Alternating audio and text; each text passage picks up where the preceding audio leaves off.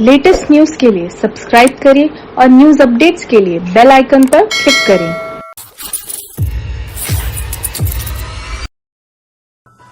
पूर्व में हुए मजदूर आंदोलनों में मारे गए सभी मजदूर साथियों के लिए रेलवे मजदूर यूनियन के पदाधिकारियों ने सोशल डिस्टेंसिंग का पालन करते हुए 2 मिनट का मौन तो रखा ही, मगर साथ ही उसके साथ उनके हित के लिए कुछ मांगे भी की। आइए सुनते हैं रेलवे मजदूर यूनियन के जोनल महामंत्री रिजवान जी से।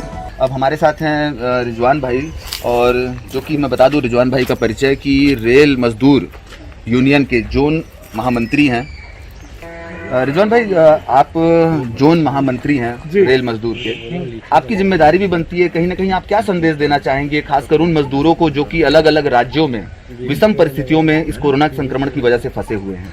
देखिए, जहाँ तक हम अपनी बात पहुँचाने की है हम अपनी बात पहुँचा रहे हैं, लेकिन यह करता हुआ देश के प्रधानमंत्री और राज्य के मुख्यमंत्री का है।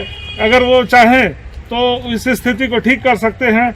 हम इस बात से उनको अवगत करा सकते हैं कि जो जहाँ जहाँ के मजदूर हैं पलायन ना करना पड़े और उनकी व्यवस्था की जाए और वो करें। लेकिन हम असमर्थ हैं इस बात में कि हम तो उनको उठा के ला नहीं सकते। लेकिन केंद्र सरकार और राज्य सरकार को इस बात मांगे क्या है आपकी केंद्र सरकार और राज्य सरकार से? केंद्र सरकार और राज्य सरकार से मांगे ये है कि जो हिंदुस्तान के में बड़ी संकट में कोरोना से जो महामारी फैली हुई है, इसमें जो मजदूर वर्ग विषम परिस्थिति में, जब सारी दुनिया अपने अपने घरों में है और मजदूर वर्ग काम कर रहा है, जिस तरीके से रेलवे में चालन परिचालन हो रहा है, जिस तरीके से रेलवे में गैंगमैन काम कर रहा है, जिस तरीके से रेलवे में पॉइंट्समैन काम कर रहा है, जिस तरीके से स्टेशन मास्टर काम कर रहा है, जिस तरीके से स्टेट पुलिस काम कर रही है, जिस तरीके से डॉक्टर काम कर रहे हैं, तो वर्तमान स्थिति में यह देखा जा रहा है कि जितने भी सरकारी महकमे हैं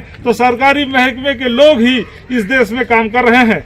और जबकि प्रधानमंत्री नरेंद्र मोदी जी आज से कुछ ही समय पहले की बात है कि ये सरकारी महकमों को वो बेचने का काम करना चाह रहे थे। सेल, भेल, गेल, रेल, इंडियन एयरलाइंस, BSNL जैसी बड़ी बड़ी जो सरकारी संस्थाएं हैं, इन सरकारी संस्थाओं को बेचने का काम कर रहे थे। इस बेचने की साजिश चल रही थी। लेकिन आज ये वक्त बता दिया है कि वर्तमान देश में ये सरकारी कर्मचारी ही देश के सच्चे हिमायती हैं, देश के सच्चे श्रमवीर हैं। और कुछ संदेश देना चाहेंगे आप? मैं एक संदेश और देना चाहता हूँ कि जो हमारे वर्तमान अभी प्रधानमंत्री जी केंद्र शासन ने यह घोषणा की है कि 4% DA जो हमको मिलता है, जिसकी घोषणा हो चुकी थी, अचानक उन्होंने इस पर बैन लगा दिया कि किसी भी केंद्रीय कर्मचारियों को 4% न दिया जाए।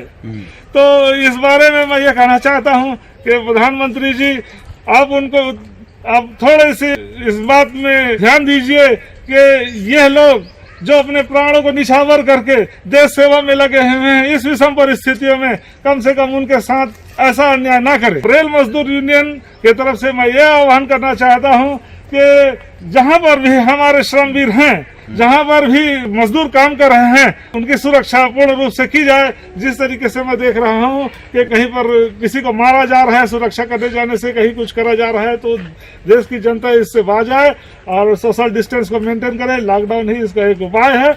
इतना कहते हुए धन्यवाद। चलिए, धन्यवाद रिजवान भाई। वैसे विशेष तौर पर गौरतलब करने वाली बात यह है कि केंद्र सरकार के कर्मचारियों को मिलने वाले 4% महंगाई भत्ते पर रोक लगाने के निर्णय का विरोध किया जा रहा है।